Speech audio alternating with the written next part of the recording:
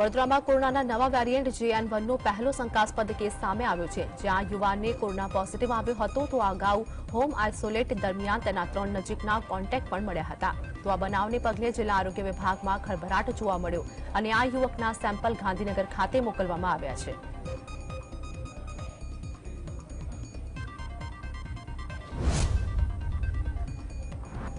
અમરેલીના દામનગરમાંથી ગેરકાયદે સસ્તા અનાજનો મસમોટો જથ્થો સીઝ કરવામાં આવ્યો છે. દામનગરમાં ભાડાના મકાનમાં ટેમ્પોમાંથી સસ્તા અનાજનો જથ્થો ઠાલવવાની કામગીરી કરવામાં આવી રહી હતી. તે સમયે લાઠી ઇન્ચાર્જ મામલતદારે દરોડા પાડ્યા હતા અને ગેરકાયદે અનાજનો મસમોટો જથ્થો મળ્યો હતો. જેમાં 31 કટ્ટામાં 1550 કિલો ઘઉં અને 100 કટ્ટામાં 5000 કિલો ચોખા હતા.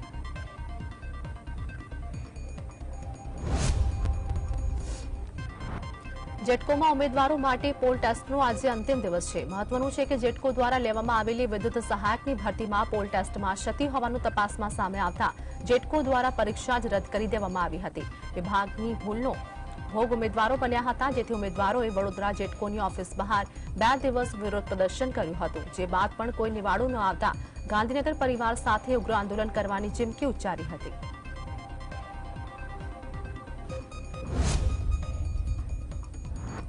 લોકસભા ચૂંટણીને લઈને ભાજપે તૈયારીઓ શરૂ કરી છે, જેને લઈને આજથી 2 દિવસ માટે ગાંધીનગર સ્થિત ભાજપ કાર્યાલય કમલમમાં બેઠકો આયોજિત થઈ છે.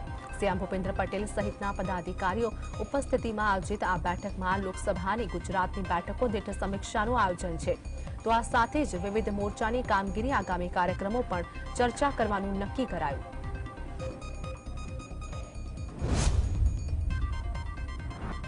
કેન્દ્રીય ગૃહ અને સહકાર મંત્રી અમિત શાહ ફરી એક વખત ગુજરાત આવશે. 30મી ડિસેમ્બર 2023ના રોજ ગાંધીનગરના FSU ખાતે સહકાર વિભાગના નેશનલ કોઓપરેટિવ ડેરી ફેડરેશનના કાર્યક્રમમાં તેઓ હાજરી આપશે.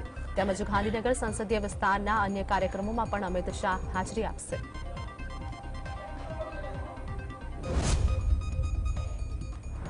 જસદણમાં ફરી અકસ્માતનો બનાવ બન્યો. પારેવાડા ગામ નજીક ઓટો રિક્ષા અને બાઇક વચ્ચે અકસ્માત થતા 8 લોકો ઇજાગ્રસ્ત થયા હતા. તમામ લોકોને સારવાર અર્થે જસદણ સિવિલ હોસ્પિટલ ખાતે ખસેડવામાં આવ્યા હતા.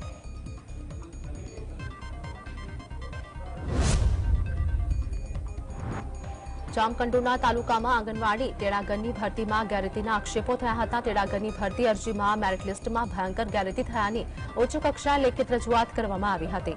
તો કેટલાક અરજદારોએ આક્ષેપ કર્યો હતો કે તમામ ડોક્યુમેન્ટે સ્વચ્છ વ્યવસ્થિત અને માર્ક્સ સાચા દર્શાવેલ હતા, છતાં પણ મેરિટ લિસ્ટમાં નામ જાહેર કર્યું નથી.